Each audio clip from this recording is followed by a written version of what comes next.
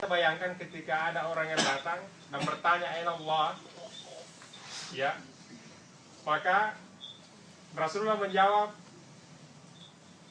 di dalam salah satu ayat kan, innallaha stawa alal arsy, ya. Tapi ketika ada orang Badui ditanya aina Allah, dan dia mengatakan alal jabal, di atas gunung, apakah Rasulullah menyalahkannya? Tidak. Itu artinya Rasulullah menghargai semua kompetensi berdasarkan orang itu dan tidak ada yang disalahkan, karena itulah pemahamannya dia. Kita memang sekarang ini sedang terkotak-kotak dalam memberikan penilaian kepada semua orang, ya kan? Karena kita hanya melihat dari satu sisi. Memang barangkali dibutuhkan perubahan mindset yang sangat luar biasa. Kenapa? Karena memang dari awal kita disetting seperti itu.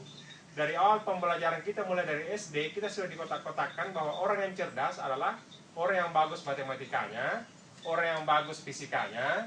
Tetapi kalau dia pintar bercerita, dia pintar menggambar, dia pintar melukis, tidak dihargai sebagai satu kecerdasan.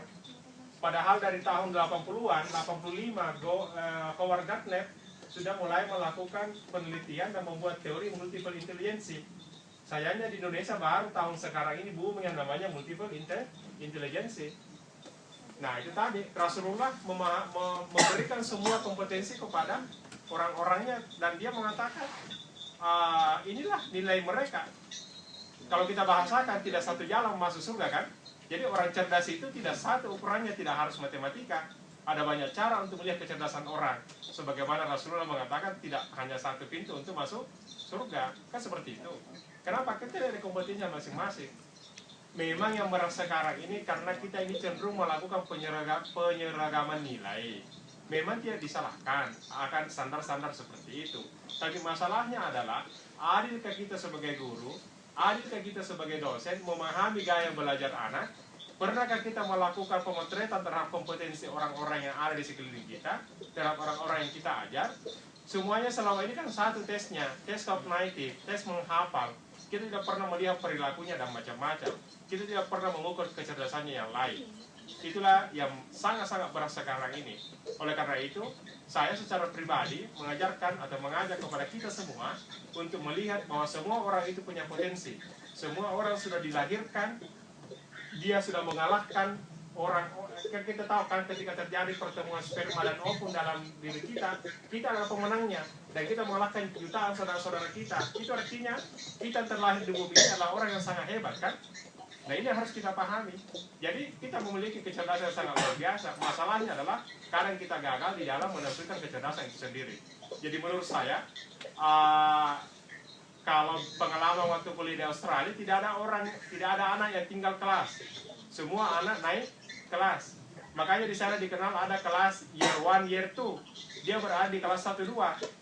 Dia untuk mata kuliah A, B, C, D sudah duduk di kelas 2. Tapi untuk mata kuliah F, dia harus memulai di kelas 1. Tetapi tetap dia dianggap kelas year 1, 2.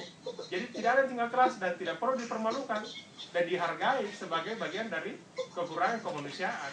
Dan inilah mereka sangat-sangat Islami. Kalau kita kan tidak lulus ujian nasional, tinggal kelas, dan sebagainya, dan sebagainya.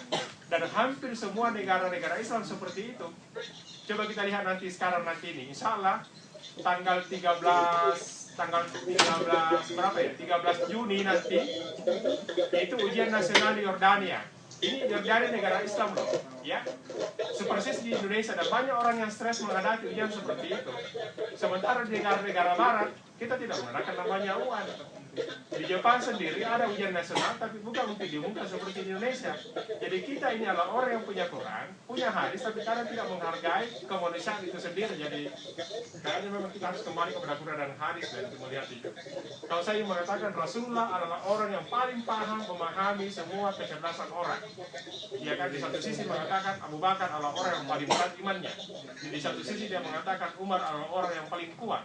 Dan semua dihargai. Ketika Umar misalnya harus salat tahajud sebelum tidur, Abu Bakar memilih salat tahajud sesudah tidur, apakah Rasulullah menyalahkan keduanya? Tidak, dia menerima kedua-duanya karena dianggap dua-duanya cerdas dengan kapasitas masing-masing. Nah sekarang bagaimana teori-teori konsep Rasulullah itu kita tarik ke dalam pelajaran. Semua orang dianggap cerdas. Atau dengan kata lain, kalau begitu seluruh peserta mata kuliah ini harus lulus karena semuanya cerdas. Boleh juga. Tetapi kalau kita kembali ke teori kita, ya kalau dia melaksanakan, ya, ini juga menjadi masalah besar ya. Ini yang harus. Jadi saya kembali ke Ibu Nur Takwa ya. Coba deh kita baca bersama kembali bagaimana Rasulullah menghargai semua sahabatnya. Tolong di matrix dengan teorinya Howard Gardner, multiple intelligence. Kemudian masuk lagi di teori-teori tentang otak, ya, maka kita akan tahu bahwa ternyata manusia itu adalah orang-orang terpilih di lahir ini, orang cacat sekalipun punya kelebihan, hanya saja kita gagal membahasakan apa sih maksud dari Tuhan dengan semua itu. Demikian menurut Takwa. Tapi kalau ada yang memberikan, ada anak peserta kuliah yang memberikan tambahan, silakan. Oke, ini ada Arsad yang akan berbagi dengan kita.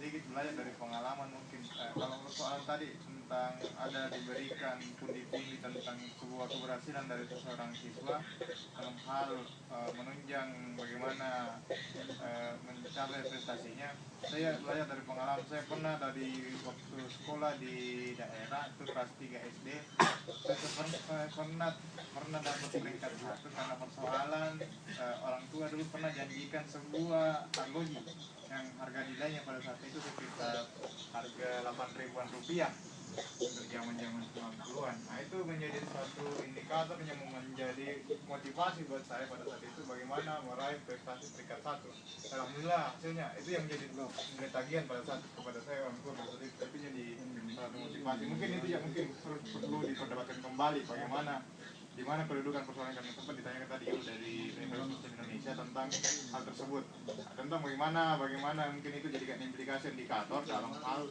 proses pembelajaran nantinya. Karena memang ada juga sedikit jadikan dorongan karena pengalaman dari saya itu. Nah, itu pernah saya jadi pengalaman pada kelas 3, saya pernah dijanjikan sama orang tua kalau saya dapat peringkat 1, saya akan diberikan jam arloji yang sesuai dengan apa yang saya minta pada saat itu. Itu mungkin bisa Oke, saya tambahkan, jadi singkatnya begini. Di dalam perkuliahan, kita kan sudah menyusun standar yang harus dicapai oleh seluruh peserta didik. Ketika ada yang tidak mencapai itu, maka terjadilah perbedaan nilai. Itu memang salah satu teori yang kita anut selama ini, dan itu tidak salah juga, itu juga benar adanya. Cuma kadang kita sebagai guru atau dosen tidak adil ketika ada anak-anak yang tidak mencapai kompetisi tertentu yang apa kita targetkan, kita tidak memberikan feedback yang sewajarnya. Seharusnya kita berikan, nah ini nilai ini, kalau kau melakukan ini, maka saya akan kasih nilai full. Tapi kalau kurang, maka nilaimu hanya sekian. Artinya, kadang kita gagal di dalam memberikan indikator-indikator apa yang seharusnya dicapai oleh siswa atau peserta didik termasuk mahasiswa. Jadi, bahwa perbedaan nilai itu ada benar, karena dari awal kita sudah sepakat apa yang harus dicapai bersama. Sama saja dengan ini, tapi dengan cara seperti itu memang seorang guru atau dosen harus bijak dalam menilai sesuatu. Jangan sampai penilaian kita itu kemudian mendongkan siswa dan mahasiswa, padahal apresiasi dalam bentuk nilai itu seharusnya kan untuk mendorong pembelajar atau peserta kuliah atau peserta didik lebih giat lagi untuk belajar. Tapi itu tadi, feedback harus jelas dan feedback itu harus berupa dalam bentuk dorongan yang jelas. Saya kira demikian. Atau mungkin ada tambahan dari Ibu Nur Takwa. Silakan Ibu Nur Takwa. Jadi apa yang dijelaskan tadi oleh istri, saya juga setuju dengan hal itu. Hanya memang beberapa yang masih berlaku diterapkan oleh di beberapa tempat dan bahkan di berbagai teman juga, terutama di dalam pemberian nilai misalnya. Di satu sisi ada beberapa dosen itu yang mengatakan bahwa kita harus objektif di dalam memberikan nilai. Di sisi lain juga kita mempertahankan aspek